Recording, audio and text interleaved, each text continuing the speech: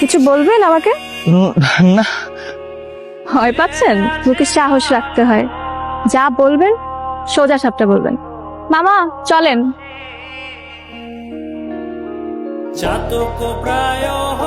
এদিকে আসেন।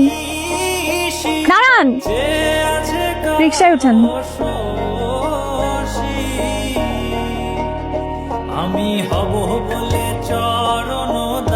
এত রাতে এখানে আসছো যে?